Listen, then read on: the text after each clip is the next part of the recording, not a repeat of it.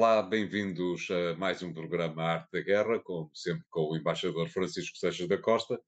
E desta vez, apesar de França, vamos começar por a guerra na Ucrânia e também para pedir ao embaixador que nos fale um pouco daquilo que lhe parece que vai ser a cimeira da NATO em Vilnius, onde há dois pontos importantes. Por um lado, aquilo que ficou a saber-se esta semana, que tem a ver com o facto de o secretário-geral ir ter mais um mandato e, portanto, não ir ser o próximo presidente do Banco Central Norueguês, mas também aquilo que é a entrada da Suécia na NATO, que está aparentemente cada vez mais difícil com Ankara, o, presidente, o governo do presidente Erdogan da Turquia a não dar mostras de abrir mão da sua possibilidade de vetar esta entrada. Como é que vê todo este cenário, embaixador? Começando pelo fim, começando pela Cimeira da NATO, esta Cimeira tem importância porque naturalmente fará, de certa maneira, um ponto de situação relativamente à questão da guerra e à predisposição conjugada dos países membros da NATO face a essa mesma guerra, e portanto os sinais que saírem daí são importantes, e o principal sinal será, e ainda há dúvidas relativamente ao modo como ele será expresso, a linguagem relativamente à questão da aproximação, para assim chamarmos, da Ucrânia à NATO. Nós sabemos que a Ucrânia quer ser membro da NATO, sabemos que há países dentro da NATO que são favoráveis, que seriam mesmo favoráveis a uma entrada imediata da Ucrânia. Sabemos que há um conjunto não pouco significativo de países, e desde logo tem os Estados Unidos, que consideram que é prematura a entrada para uma aliança que tem como elemento essencial a chamada defesa coletiva. Isto é, o ataque a um significaria um ataque a todos. Um país em guerra entrar para a NATO seria algo, eu não diria suicidário, mas completamente insensato. E por isso mesmo, a maioria dos países da NATO, dos membros, são 30 neste momento, a maioria inclina-se para que hajam sinais positivos relativamente àquilo que é o pedido da Ucrânia de entrar para a NATO, mas cuidado no modo como isso é formulado, em particular em termos práticos. E por isso mesmo, não é ainda muito claro o que vai sair da Cimeira. Uma coisa é evidente: não vai sair a entrada da Ucrânia para a NATO. Mas a linguagem que seguramente vai sair de Vilnius, capital da Lituânia, que é um país com uma grande sensibilidade relativamente a esta questão, e que, tal como os outros países bálticos, a Estónia e a Letónia, vive, digamos, esta guerra de forma intensa. Esta linguagem vai ser uma linguagem aproximativa da Ucrânia na NATO, provavelmente não tão aproximativa e não tão acolhedora como aquela que Zelensky gostaria, e que outros países, volto a dizer, membros da NATO gostariam. E por isso mesmo talvez seja possível criar aquilo que se chama o Conselho NATO-Ucrânia.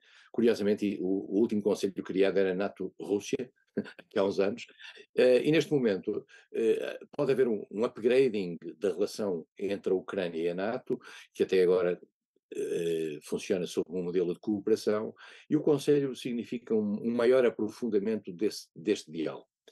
E por isso mesmo, esta é uma das questões que também vai medir, de certa maneira, vai ser um barómetro do sentimento dentro da própria NATO relativamente a esta questão.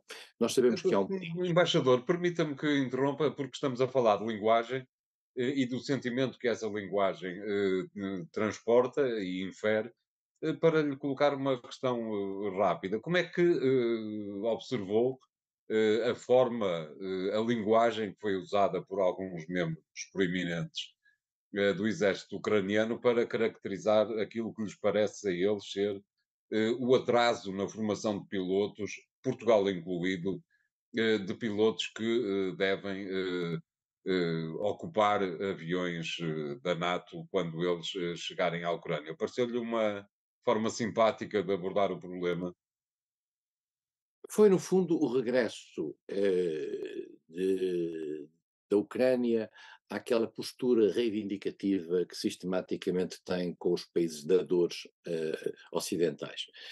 Nós pensávamos que essa linguagem já se tinha atenuado, tendo em atenção aquilo que era a disponibilidade e a boa vontade manifestada por alguns desses Estados. Nós sabemos que, por vezes, por constrangimentos internos em alguns desses mesmos países, as coisas não podem ser tão rápidas quanto a Ucrânia gostaria, e, naturalmente, aquilo que o próprio presidente Zelensky disse relativamente a Portugal e à questão dos terrenos em Portugal, acabou por ser uma atitude, digamos, menos simpática, e que aliás contrasta, de certa maneira, com o que viemos a saber, que foi que os Leopard dados por Portugal, e estamos a falar de aparelhos de tanques extremamente caros, foram todos destruídos durante esta contraofensiva ucraniana, o que prova que Portugal, digamos, fez a sua parte naquilo que lhe era pedido.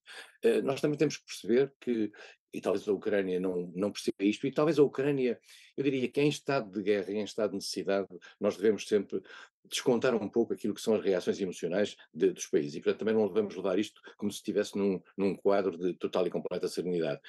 A Ucrânia gostaria que nós fôssemos mais rápidos, gostaríamos, já no passado houve críticas a Portugal que depois não vieram a confirmar-se. Eu devo dizer que, olhando com total independência aquilo que é a postura de Portugal, parece-me que Portugal tem tido, em todos os tempos e naquilo que significa o apoio político, o apoio militar, o apoio humanitário, tem tido uma postura extremamente cooperativa com a Ucrânia. Mas também temos que perceber que Portugal é o país mais pobre da Europa Ocidental. E nós temos que perceber que os países também têm que ser, a disponibilidade dos países também tem que ser vista em função dessa sua própria capacidade. E, portanto, Claro. eu não tomaria muito a sério, não tomaria muito a peito, se assim se pode dizer, aquilo que a Ucrânia disse. Portugal está a fazer o seu papel, está a cumprir aquilo a que se comprometeu e acho que não tem que estar preocupado por mais nada. Ainda ligando à Cimeira da NATO, António, e vale a pena dizer que uma das questões em aberto continua a ser a adesão, como o António referiu, da Suécia. A Finlândia resolveu-se, a Suécia aparentemente demonstra alguma dificuldade em conseguir acomodar aquilo que são as exigências turcas no tocante aos refugiados que estão no seu território de origem turca e, em particular, àquilo que são as exigências turcas no sentido de os considerar terroristas, de os considerar sob a necessidade no fundo, serem devolvidos à Turquia. A Suécia é um país democrático, a Suécia é um país, aliás, que tem uma tradição democrática muito antiga, e nós lembramos que os portugueses que saíam nos anos 60 de Portugal para fugir à guerra colonial iam para a Suécia, porque a Suécia tem um acolhimento muito grande a dissidentes, digamos, dos regimes autoritários, e portanto temos aqui uma questão complicada, que é uma questão de natureza quase bilateral, ela transforma-se em questão multilateral apenas porque é preciso que a Turquia dê esta luz verde. Eu acho que a prazo, esta é a minha perspectiva, a prazo a Turquia vai dar esta luz verde, não necessariamente, se calhar, pela cedência da Suécia, para além dos aspectos retóricos, mas provavelmente porque noutro tabuleiro conseguirá ter algumas vantagens. Na Turquia vendem-se normalmente muito bons tapetes, mas é preciso negociar imenso. Eu tenho essa experiência.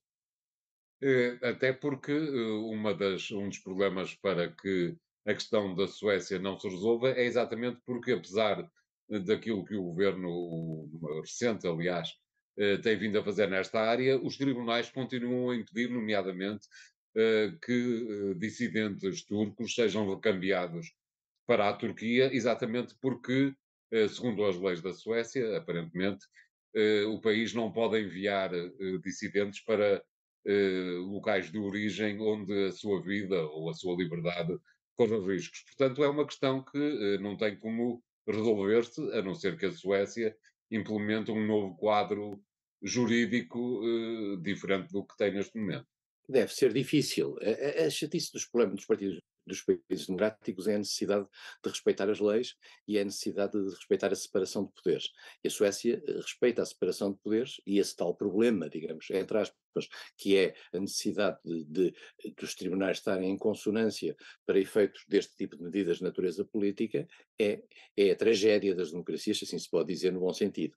E por isso Claro, mesmo, mas eu volto a dizer, as coisas às vezes resolvem-se em outros tabuleiros com uma evidente. linguagem mudatícia naquilo que há alguma ambiguidade em alguns termos, depois tem outros tabuleiros. E o tabuleiro essencial, na minha opinião, é a posição americana relativamente à cedência dos aviões dos F-35 e a contínua resistência por parte dos Estados Unidos relativamente a isso, tem-se, a meu ver, no dia em que os Estados Unidos abrirem um pouco a sua posição nessa matéria, a Turquia repensará digamos, a exigência que tem relativamente à Suécia. Eu estou convencido que a Suécia vai ser membro da NATO, não tenho sobre isso a mais pequena dúvida. Mais mês, menos mês, se calhar não na cimeira em Vilnius, muito provavelmente não acontecerá aí, mas eu acho que a prazo a Turquia vai acabar por ceder, tendo vantagens noutras questões. Em termos, muito rapidamente, embaixador, em termos da guerra propriamente dita, a Rússia parece ter-se preocupado em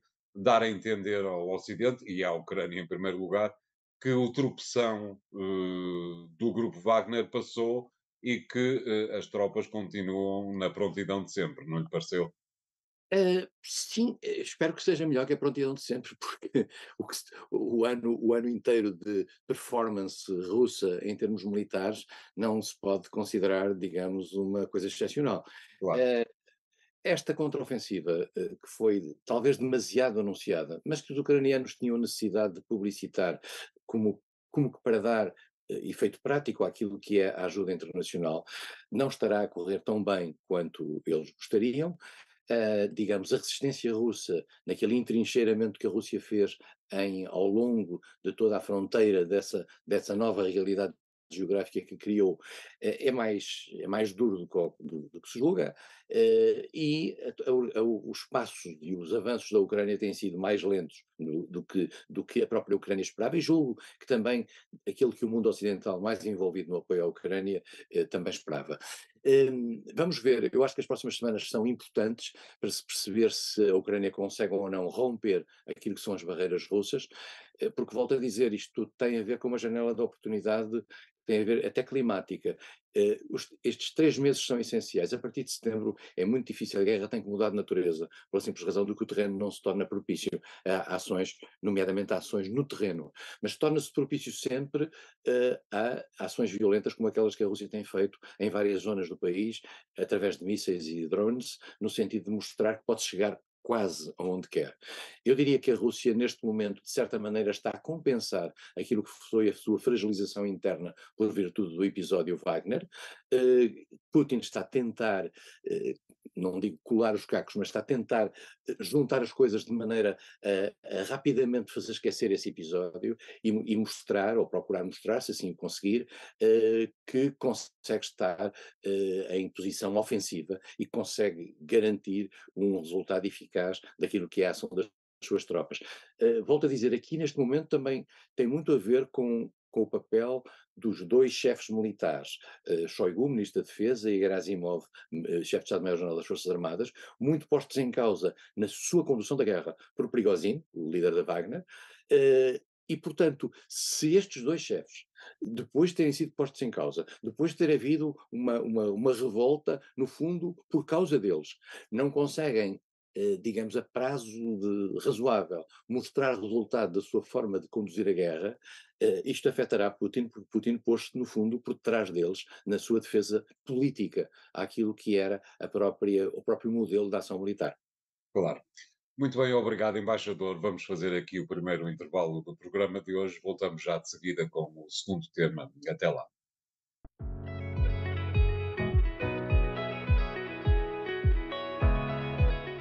Bem-vindos à segunda parte de A Arte da Guerra, desta vez para regressarmos aonde era impossível não ir.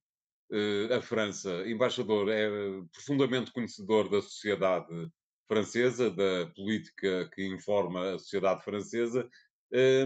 Como é que observou este fim de semana alucinante que ainda não acabou e provavelmente não acabará tão cedo?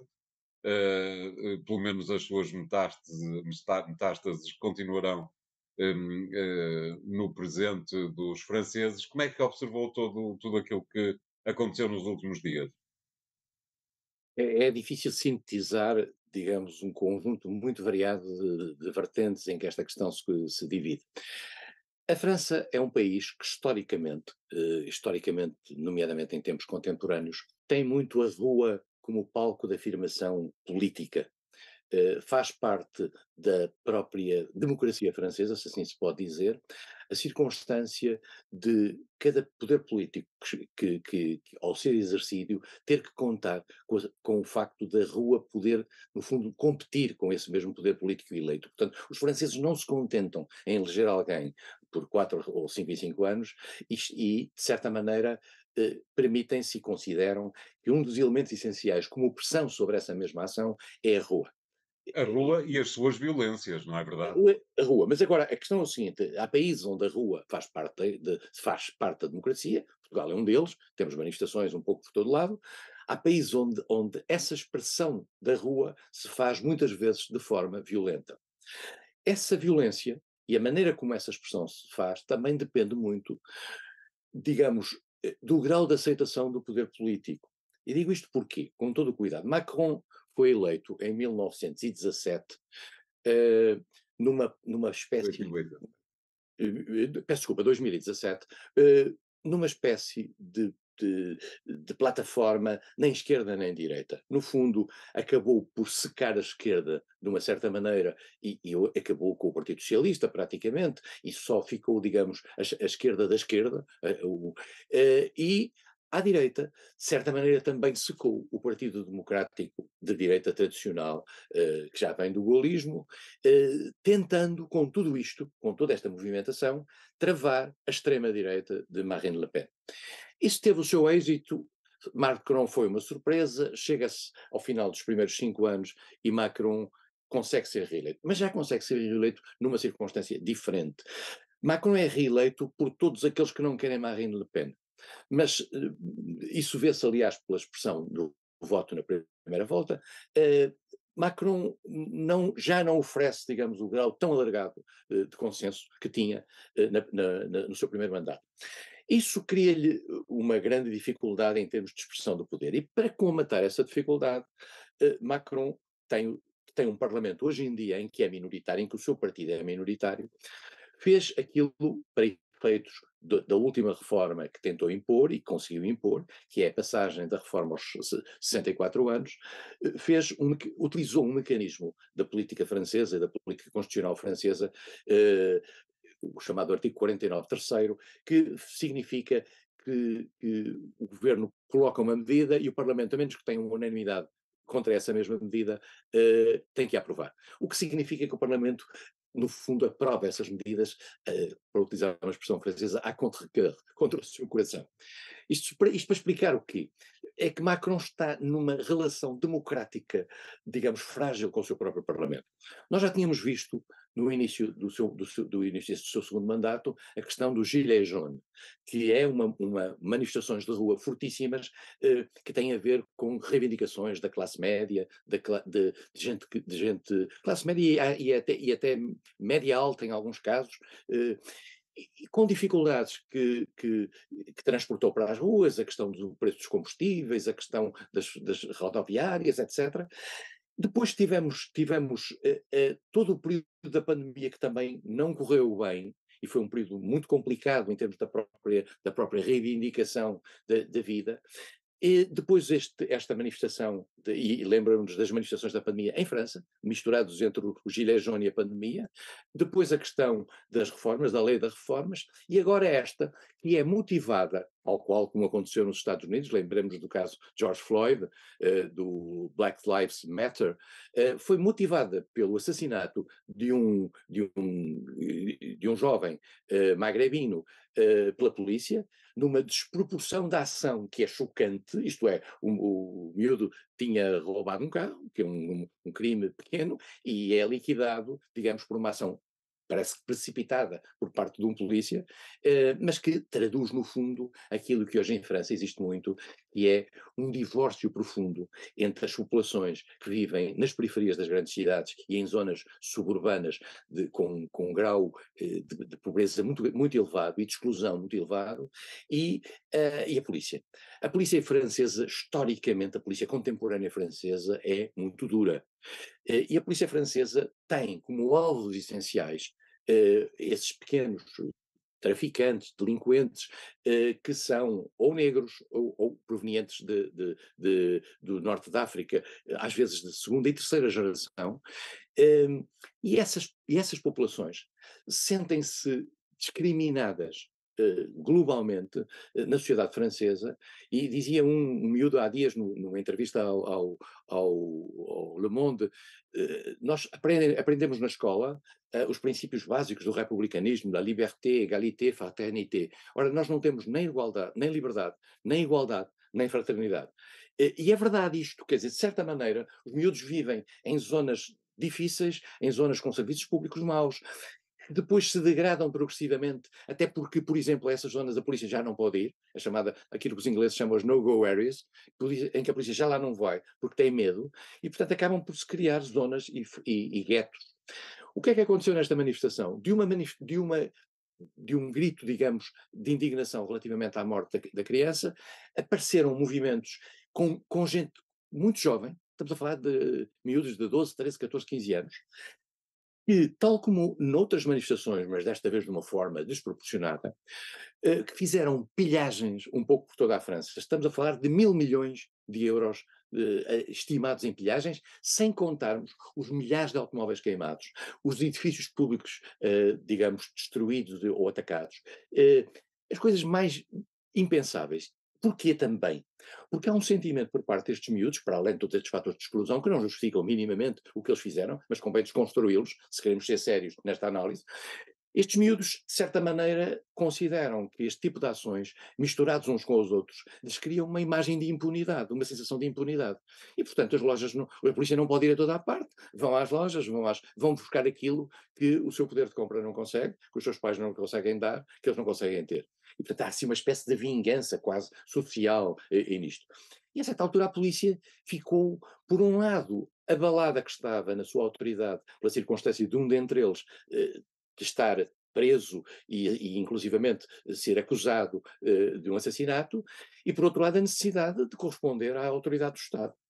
Há aqui, foi um momento muito complicado. O governo, eu acho que fez o que pôde, porque naquela situação era muito difícil ir fazer isto de maneira diferente. Eu acho que, apesar de tudo, a polícia ainda teve o cuidado de, nestas repressões e prisões, etc., não ter tido mais problemas graves, isto é, se tivesse morto alguém, isto iria, a bola de neve aumentaria.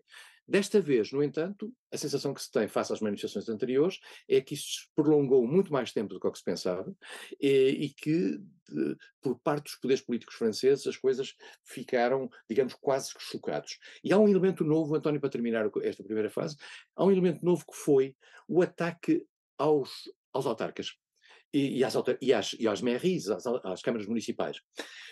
Porquê isto, que nunca tinha aparecido em qualquer manifestação anterior?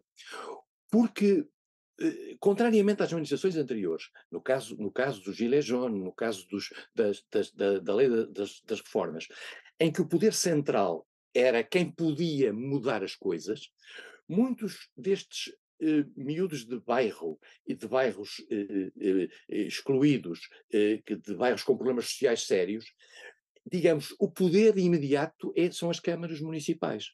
E, portanto, eles, no fundo, têm uma reação contra o poder na dimensão local. E isso faz com que. E agora já apareceu, e esse é que é o aspecto mais preocupante, é que, contrariamente às agendas que havia de natureza temática, o princípio destas manifestações, para além do caso do miúdo assassinado, era pura e simplesmente vandalismo. Mas depois já aparece uma linguagem feita através e multiplicada através das redes sociais, no sentido de criar uma espécie de confrontação sobre o estado de coisas, sobre o poder.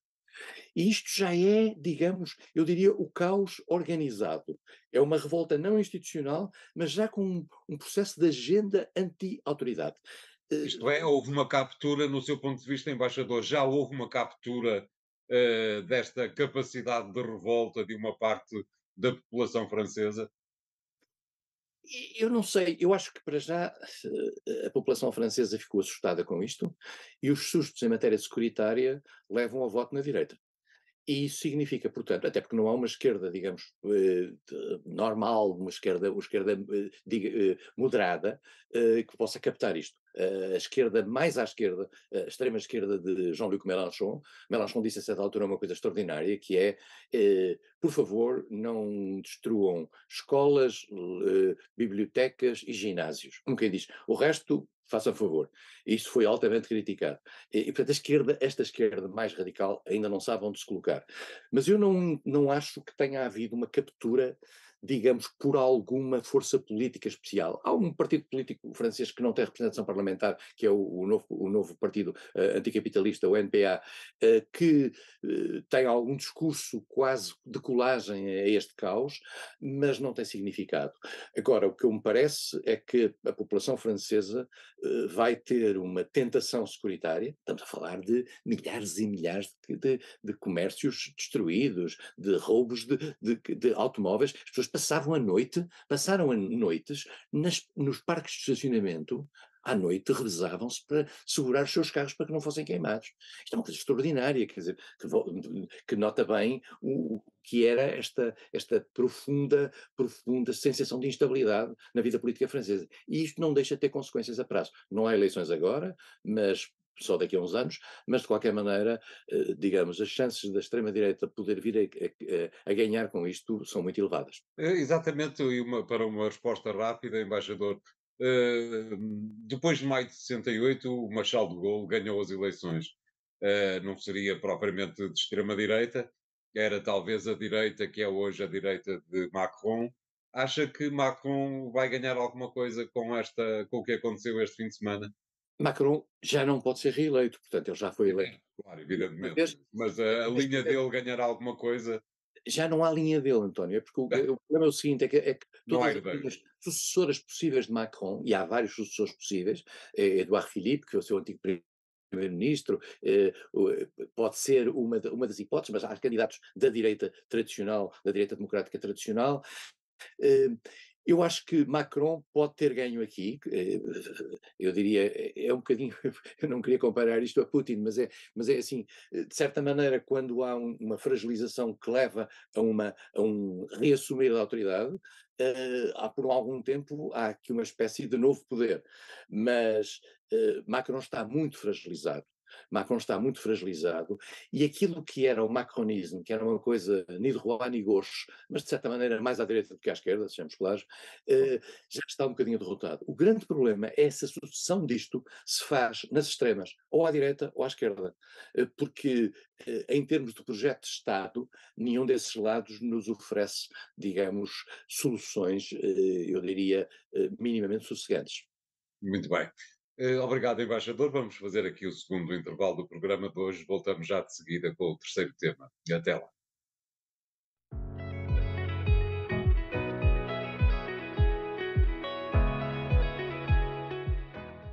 Bem-vindos à terceira parte de A Arte da Guerra, desta vez para pedirmos ao embaixador que nos fale um pouco da forma como está a avaliar aquilo que se vai passando no Reino Unido sob este ponto de vista.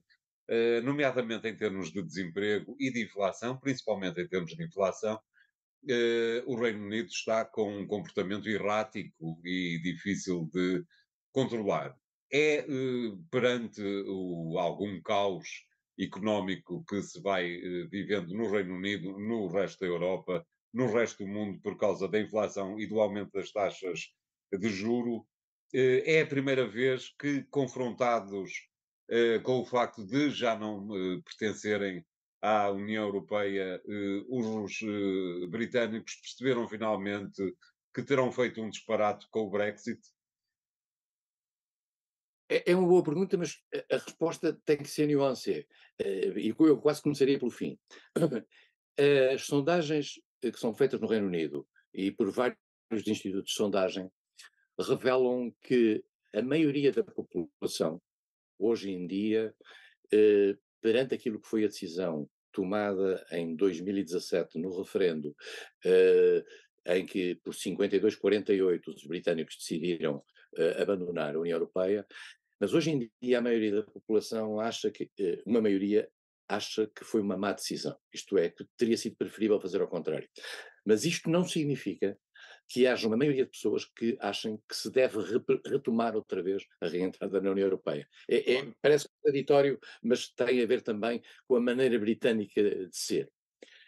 Eh, Hoje em dia De é qualquer difícil. maneira, também é bom que a União Europeia não tenha uma espécie de porta giratória para entrar e sair sempre que houver um solavanco nas sondagens, não é?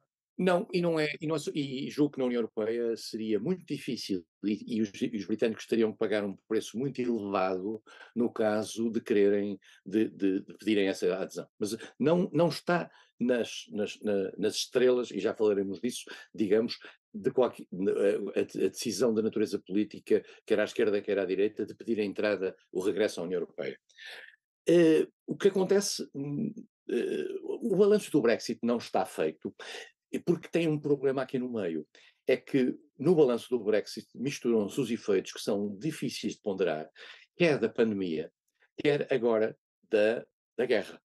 E, portanto, quando alguns índices se alteram e se considera que são devidos ao Brexit, aqueles que são fiéis ao Brexit, à ideia de sair da União Europeia, e que já são menos do que o que eram. Aparentemente há menos 20% daqueles que votaram a favor de ficar na União Europeia, a favor de sair da União Europeia, agora não votariam assim. Estamos a falar, portanto, um quinto dessa população. Mas, portanto, há aqui uma ideia de que o que se passou, entretanto, noutros domínios, obscurece um pouco esta questão e obscurece os efeitos do Brexit. Mas os especialistas, aqueles que analisam estas questões, acham que o Brexit teve um efeito bastante negativo na vida dos cidadãos britânicos. E convém dizê-lo, além de ter um efeito bastante negativo, não teve os efeitos bastante positivos com que foi vendido por parte dos militantes do famoso movimento Leave, deixar. Esse movimento achava que, por exemplo, e lembro-me daquele caminhão vermelho a dizer 350 mil libras por mês para o Serviço Nacional de Saúde. E, portanto, por semana, peço desculpa, por semana para o Serviço Nacional de Saúde. E quem estava à porta desse caminhão chamava-se Boris Johnson. Uh, e, portanto, todos os mitos criados naquela altura, a questão de que ia acabar o red tape, a burocracia, e que tudo se tornaria mais fácil sem as leis europeias, porquê? Porque os conservadores britânicos venderam a ideia de que as leis em Bruxelas eram feitas por Bruxelas, não explicando que eram feitas por Bruxelas com o voto dos ministros ingleses, portanto, que lá estavam. Tudo isso, os mitos que se criou relativamente à facilidade com que o Reino Unido ia ter no comércio internacional e, em particular, no comércio com os Estados Unidos, que ia ser uma espécie de salvação, e nós verificamos que depois os Estados Unidos nesta matéria são de uma grande frieza, como se aliás se viu com a própria União Europeia, mas também quando os ingleses lá foram, no sentido de tentar um acordo especial para, no fundo, usufruir aquilo que sempre se chamava, do lado britânico, a special relationship, a relação especial com os Estados Unidos não veem essa special relationship da mesma maneira. E por Nem isso, os Estados Unidos de Trump, nem tampouco os de Joe Biden, que talvez tenha não, sido aquilo que mais desmotivou os britânicos. António, por uma razão simples, é que os Estados Unidos têm uma política externa gerida, e os ingleses são talvez os primeiros que deveriam perceber isso, por Exato. interesses. Quer dizer, e portanto, os interesses são aquilo que prevalecem em todos os momentos, na definição, eu diria democrática, da posição americana, que é defender aquilo que são os seus interesses. Os ingleses, aliás, tinham aquela velha frase de um antigo primeiro-ministro inglês, dizer: os ingleses não têm amigos, só têm interesses.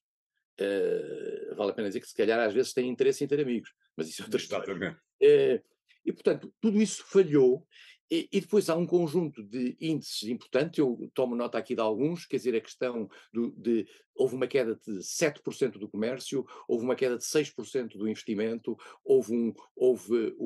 é a economia do G7 que mais tempo demorou a recuperar. Há os aspectos da inflação e das taxas de juros que são mais elevadas do que a média europeia. E depois houve o efeito da circulação de pessoas de fundo, da limitação da presença de membros da União Europeia, de cidadãos da União Europeia no Reino Unido, que representavam, os fluxos anuais representavam em 2015 cerca de 50%, e agora representam um quinto ou assim. desapareceu, de certa maneira, aquele fantasma da imigração que esteve muito subjacente às pessoas que votaram a favor do Brexit. E, portanto, estamos aqui, mesmo aquele que defendia o Brexit de forma descabelada, Nigel Farage, considera que o Brexit foi que não teve êxito. Talvez porque considerar que devia ser feito um hard Brexit total e uma completa ruptura com a União Europeia. Se repararmos bem, os governos britânicos, em particular este governo com grande sensatez, Rishi Sunak, conseguiu, digamos, um modelo, não sabemos se é praticável de forma completa, de resolução de uma questão importantíssima, que já aqui falámos muitas vezes, que é a relação entre a Irlanda do Norte, que está inserida no mercado interno europeu, e a Grã-Bretanha, Escócia, Inglaterra, Escócia e País de Gales, que saem do mercado interno. Portanto, há aqui uma tentativa de encontrar aqui mecanismos. Diz-se que o novo governo trabalhista teria uma atitude mais aberta, mas vale a pena dizer. Keir Starmer, líder trabalhista, que toda a gente aponta como o próximo primeiro-ministro britânico quando as eleições vierem a ter lugar, ainda pode faltar algum tempo, e a gente sabe que o tempo às vezes muda as coisas, hum, já disse que não quer regressar nem ao mercado interno, nem à chamada pauta comum de aduaneira da União Europeia. Ao mercado interno, portanto, tem a ver com a livre circulação de pessoas, a livre circulação de mercadorias, a livre circulação de capitais e a livre circulação de serviços. Estes quatro, as chamadas quatro liberdades. Neste momento, digamos, o Reino Unido tem regimes particulares em relação a quase todos eles, mas está, por exemplo, neste momento, vedada em matéria, por exemplo, de entrada no mercado de serviços europeus. Portanto, isso tem sido terrível para o Reino Unido nesse aspecto. E, portanto, estamos aqui num tempo de, para já, maturação daquilo que são as soluções existentes. Este acordo, chamado Acordo do Windsor, que foi feito entre Rishi Sunak e a Comissão Europeia, já está a ser posto a teste, e este ponto é importante. E há a possibilidade de haver algumas zonas de cooperação no futuro, como se fazem com países terceiros, no fundo, e o Reino Unido é um país terceiro. Veremos em que medida é que há vantagem por parte da União Europeia para fazer isso, porque só se a União Europeia estiver interessada, não é necessariamente pelo interesse britânico que as coisas vão adiante. Vamos ver se isto acomoda. O saldo global, como volto a dizer, as pessoas hoje, até porque há muitas pessoas novas que em 2016 não votavam e que hoje pressentem que o facto de não serem membros da União Europeia tem efeitos negativos na sua vida. Essas pessoas hoje, se calhar, se votassem, teriam predispostos a votar de outra maneira, e as pessoas velhas também, as pessoas mais velhas, mantêm, aparentemente, muito o seu sentimento eu diria, de soberania nacional, embora em termos muito retóricos, que conseguiu ganhar com o Brexit. Uma pergunta para a resposta muito rápida, embaixador, e pedindo eu desculpa pelo meu desconhecimento, não faço a menor ideia se há alguma lei da União Europeia que determine se há um prazo mínimo para que um país que saia possa voltar a entrar. Mas do seu ponto de vista, é algo que vai voltar a acontecer? É algo que seja razoável que venha a acontecer? Isto é razoável que em determinada altura volta a haver um referendo vinculativo sobre a possibilidade de regressar, do Reino Unido de regressar à União Europeia? Portanto, nunca se pode dizer que não, em definitivo. E a prova provada é que quando a União Europeia foi criada, o Reino Unido não quis fazer parte. O Reino Unido, que na altura criou uma zona de livre câmbio dentro do espaço europeu, que era a EFTA, e num certo momento, para a qual aliás cooptou Portugal, e num certo momento percebeu que isso o estava a alienar daquilo que era uma grande força económica, que era a União Europeia, e procurou entrar. Aí teve dificuldades, criada pelos franceses, por De Gaulle. Eh, Esta decisão foi uma decisão não completamente, eu diria, digerida dentro do Reino Unido. O Reino Unido foi sempre um parceiro relutante dentro da União Europeia. Eu estive na Embaixada em Londres 4 anos durante o tempo da Sra. Thatcher. Aliás, assisti à queda da Sra. Thatcher e ao movimento que tinha muito a ver com essa resistência à Europa, que esteve sempre ali a atravessar o Partido Conservador. Eu acho que vai ter que passar mais uma geração ou duas até que haja uma vontade dentro do Reino Unido para se juntar à União Europeia. Mas também depende muito, António, do que for a União Europeia nessa altura. Pois claro, evidente. Se a União Europeia, entretanto, evoluir para modelos menos integrados, pode facilitar a entrada do Reino Unido. Eu não sei se estes alargamentos à outrance que estão em perspectiva, quer em relação aos Bálticos, à Ucrânia, etc., não diluirão ou não criarão mecanismos e modelos de cooperação diferenciada que podem, de certa maneira, ajudar a que um país com a idiosincrasia do Reino Unido possa voltar a isso. Mas eu acho que enquanto o trauma lá estiver, e eu também vivi na Noruega, e na Noruega também fizeram um referendo, e o referendo foi negativo, e a Noruega já estava com um passo dentro da União Europeia, e na Noruega continua a ser uma questão quase tabu, a entrada para a União Europeia, e portanto acho que vai demorar muito tempo, e os ingleses são, para o bem e para o mal, muito teimosos. Muito bem, muito obrigado, embaixador. O programa fica hoje por aqui. Pode voltar a ouvi-lo no podcast que encontram no site do Jornal Económico. Obrigado, até para a semana.